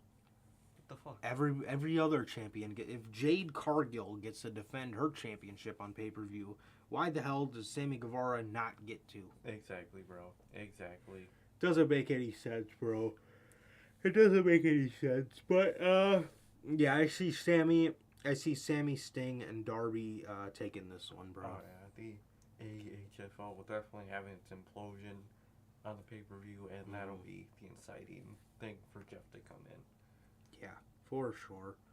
For sure, man. Jurassic Express. This is going to be a good one. I can't wait for this match. Jurassic Express versus Red Dragon versus the Young Bucks in a three-way tag team match for the AEW World Tag Team Championships, man. Ooh. Man, oh man. This one's tough. This one's tough, man. Dang.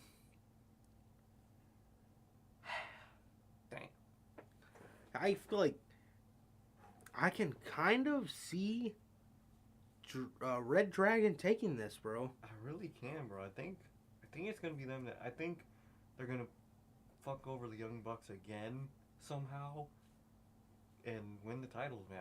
I think it's gonna be Red Dragon. Either way, no matter what happens, I don't think Young Bucks are winning. Either Young Bucks get fucked over by Red Dragon win, or Young Bucks fuck over Red Dragon and have Jurassic Express retain. I think either way, they're going to fuck each other over. Yep. Someone's going to win. I think it's going to be Red Dragon. I would love that personally. Yeah, that's what I was going to say. I think either the Young Bucks are going to try to screw them over, and Jurassic Express will, take advantage and keep the belts. Mm-hmm. Either that, or I see Red Dragon fucking over the Young Bucks and actually taking the championships, man. Oh yeah, exactly. I could see one of those two outcomes, man. But I'm gonna go with damn. And true titles aren't coming really that soon. I think they would go with Red Dragon. Yeah, for sure, bro. It's tough, man. I'm gonna go ahead and say Jurassic Express. I don't know. I just have a gut feeling. But I can easily see Red Dragon taking this as well. Exactly. But I think my final answer is going to be Jurassic Express. But I would not mind at all Red Dragon taking the belts from those guys, man. But the reason I'm saying that is because you kind of just put the belt on them. Yeah. So you don't want to make it look like you're just next champion. Exactly. That's true. I could, but like I said, I can easily see, and I would easily be down for a Red Dragon title reign. But exactly. I don't know, man. Something's telling me Jurassic Express, bro. So I'm gonna go with that. Definitely, man. Definitely. Another hard match to predict: Jon Moxley versus Daniel Bryan. Damn, JR. The fuck? Jon Moxley versus Bryan Danielson. There you go. This is another hard one to fucking predict, bro. This is another hard one to predict. Jeez. This one's real tough. Yeah. This one could literally go either way. Exactly. It could literally go either way. I can see Bryan taking it. And I can also see Mox taking it as well. It's tough, man. It's real tough. If Jon Moxley isn't joining his faction, I think Jon Moxley will win. There's a possibility that he might even temporarily. I could see Bryan Danielson winning. God damn it. I don't know why when he first debuted, I was doing so good with his name. I don't know why lately I've just been saying his old name. The fuck? Bryan Danielson. God damn it. Damn. It's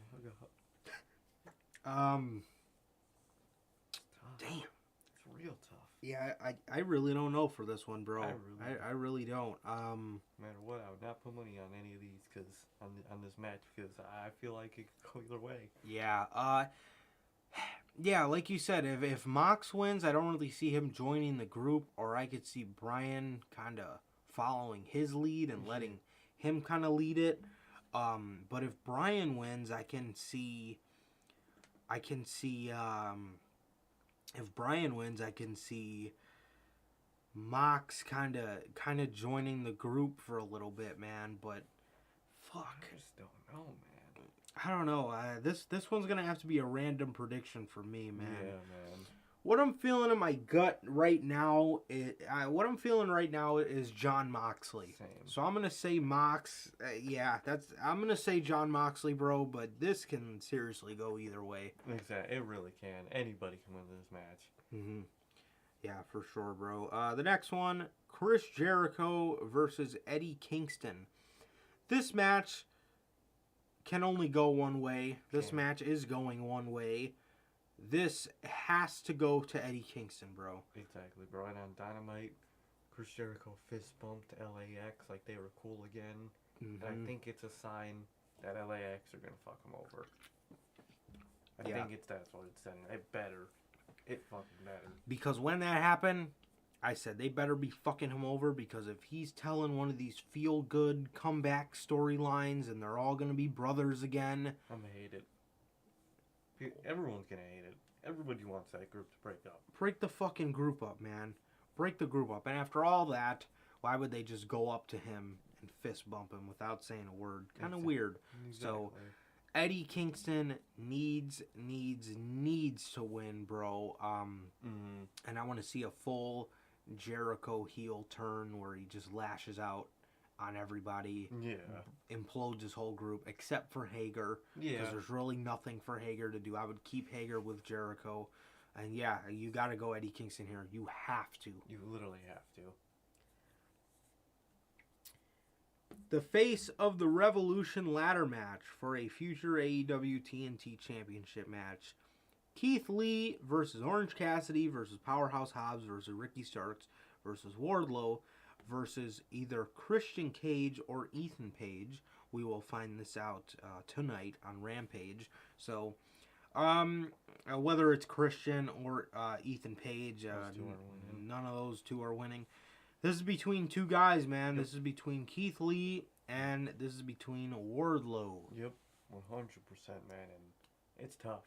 It really is tough. I know MJF just told the man that if he wins the TNT title, he can keep it. Then Wardlow, kind of mouthed off. Yeah. And he got the dog shit slapped out of him. Which, this being a ladder match, I could also see, I was about to call him Ty Dillinger. What the fuck? Sean Spears coming in, kind of fucking Wardlow over in this match. I can see it. See, that's what I was going to say. That's a great point you bring up, dude, because he just told Wardlow to stop using his Powerbomb Symphony. Wardlow's still using it. Mm-hmm. So maybe that's kind of going to be his punishment, and they're just going to keep dicking him around before he finally snaps, man. And either way, I think I'm going to give my prediction to Keith Lee, but I think we're going to get an immense jump in storyline for Wardlow. Exactly. I think we're going to progress his storyline even further on Sunday, man. So, yeah, I'm going to say Keith Lee, and then I'm going to say Keith Lee actually does take the championship for sure. Exactly, man, exactly. I would definitely say Keith Lee. I think Wardlow is going to get fucked over now. I realize that. And I think at Double or Nothing, we're definitely going to get Sean Spears versus Wardlow. And probably I could see like a chairs match or some shit. Because Sean Spears with the chairman. Yeah. But, I could fuck it. That's what I see happening. I see Keith Lee winning it. And during that match, at some point, Sean Spears comes in and fucks over Wardlow. Oh my god. It's happening. News is breaking live. I don't know if this is real though. Don't know if you guys saw, supposedly as of an hour ago, Cody Rhodes is still on the internal documents for WrestleMania. I've read that story. Yeah, he's just still on the documents that they hope to use him for WrestleMania. Oh. And the plans just in case he actually gets signed. Vince says WWE releases got rid of dead weight. So Tony Storm, Keith Lee, Killer Cross, John Morrison, Ruby Soho, and everyone else is fucking dead weight. Exactly, man. Speaking of Ruby Soho, I don't know what the fuck you did with her. Literally, bro. They dropped the ball with her, man. They really did. By All Out, She better be. she needs to take the title from Thunder Rosa. Oh, 100%. Plain and simple. That should be the match at All Out, and Ruby should 100% win that. Because the year before, Ruby knocked her out of the ring Exactly. to get the chance at the AEW World title or the AEW Women's title. So it makes all the sense in the world, bro. It really does. Yep. It really does. But for this one, I'm going to give it to Keith Lee. And then with a little bit of fantasy booking here, I'm going to go ahead and say he does take the TNT title from who I think will be Sammy Guevara. Exactly. Most definitely, man. Most definitely. Next up, we got Dr. Britt Baker, DMD, versus Thunder Rosa for the AEW Women's World Championship. See, I feel like they're swerving us here. Mm-hmm. Because on Dynamite. Dynamite, Rosa beat her ass no problem. Mm-hmm. No problem. Which is weird because, you know, usually when you see that, the other person wins on pay-per-view. I mean, she beat her no problem, bro. Exactly. She looked like she barely broke a damn sweat. And it was kind of weird. It was kind of weird to see because usually AEW doesn't really do stuff like that. Yeah. But, you know, here they are, and she beat her no problem in that tag team match, bro. So, where can I see this one going, man? I'm going to still say Rosa, bro. I feel like they're swerving us, dude. They have. I feel like they're swerving us. I'm going to still say Thunder Rosa here. Same, man. Same. It's got to be Thunder Rosa. There's really nothing else Britt can do. She was a great champ, but her time is coming to an end, bro. Give it to Rosa. Absolutely. Absolutely. Next, in the dog collar match, CM Punk. CM Punk versus MJF. Man, oh man. I'm not going to lie. I'm feeling some 50-50 booking, bro. I'm feeling some 50-50 booking. I don't know. I think they're going to give this one to CM Punk. I think he's going to get his win back. I don't know. I'm feeling some 50-50 booking here, bro. I'm telling you, man. Guys, is Rampage live tonight or is it taped? It's live. So, this episode of Rampage is actually live tonight. Yep. So, you know, those are definitely, I think that's what they need to do with that show more. Yeah. So they can, because I know the viewership's been pretty bad for it, I've heard. So, I think what they need to do, because, you know, when you look at, you know, just an hour-long episode of Rampage, you know, if it's taped, you know, why would you just watch it and it's only an hour? Exactly. So, you know, when you could just probably, you know, either watch the rewind and stuff because you already know what's going to happen. So I think they need to do a live Rampage a lot more, and I think people would definitely watch it a lot more. Exactly, man. But for this match, it's tough, bro. Really can't see Punk winning this. Me too, and I mean I could see it. I'm not saying it's the wrong decision, man, but it's the whole 50-50 booking thing that's kind of getting it for me. Like, damn. I would say give MJF the win, bro. Let him beat CM Punk like that. Let him just fuck him up. Yeah, although I would like to see that happen, man. For my final prediction, I'm gonna say CM Punk. Because just kind of the way they did him on Wednesday, I don't really see him taking the loss, man. Even though it would be very good for MJF, I really just don't see it happening, man. I just don't see it happening, unfortunately. Yeah. But yeah, man. And then for the main event, Hangman Adam Page versus Adam Cole. Man. So this one, I know a lot of people want to see the belt go to Adam Cole. I don't see it. No. I think it's gonna go to Hangman. I have a prediction though. If it was gonna go to Adam Cole, I feel like Adam Cole would win it, and then afterwards, we would see the debut of Johnny Wrestling. That would be dope. In AEW. That would be real dope, man. Yeah, dude. I think that would be great. Man. But then if Hangman wins it, I don't want to hype everybody up, man. I don't want to hype it up too much. This is just a prediction.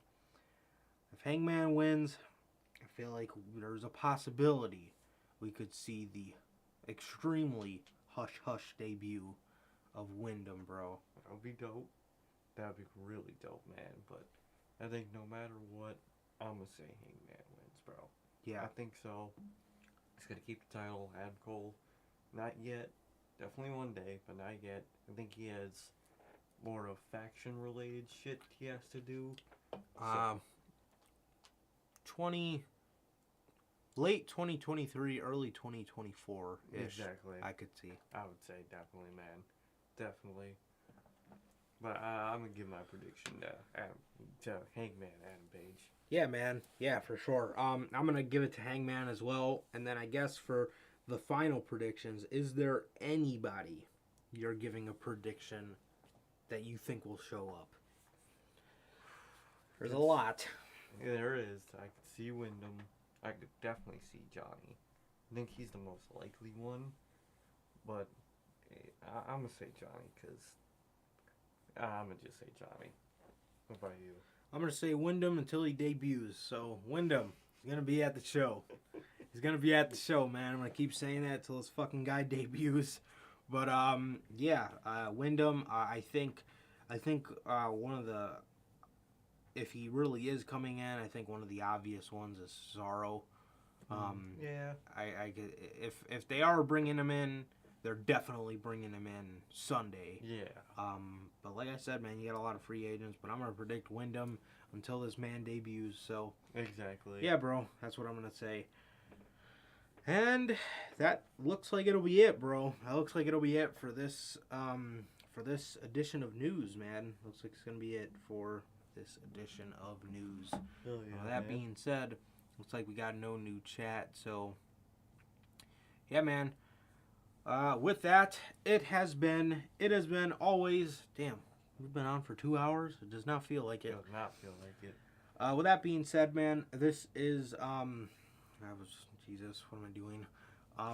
It has been always a pleasure for my Johnny Mayhem. And it's okay. And that is going to do it for this edition of the Notorious Heels Podcast. Ladies and gentlemen, this has been episode 99, the end of an era here at the Notorious Heels Podcast, man. So, with that, we got a chat. Before we go, did you guys see Cole Riley and O'Fish are known as the Undisputed Originals now? Yeah. I did see that. Personally, I'm fine with either of the names. I think they're both great. They kind of have Tommy ended me because I've kind of gotten used to saying the Paragon. Yeah, exactly. So, little Tommy ended there, but I'm fine with either of the names. I like them both, to be honest. Definitely, man. Definitely. But I also said this, too. How do we know that the Paragon is exactly for those guys? Could the Paragon be for Bryan Danielson's faction? For all we know, it could be. I could definitely see him wearing something like that. Paragon. Mm-hmm. I could definitely see Bryan Danielson being with that. Yeah, I could totally see that, bro. I could totally see that. But with that being said, that is going to do it for this edition of the Notorious Heels Podcast. Like I said, the end of the era, the end of a certain era in this show, man. So next week is episode 100. And yeah, man. So with that being said, ladies and gentlemen, please like, comment, subscribe, and do not forget, we will not see you guys Monday. Well, that's not the next time we'll see you. We will see you guys Monday. But the next time we will be seeing you guys is on Sunday night, directly after Revolution, man. You guys will be seeing us live with the Revolution 2022 show and review, man. So we will see you guys on Sunday with the Revolution review. Peace.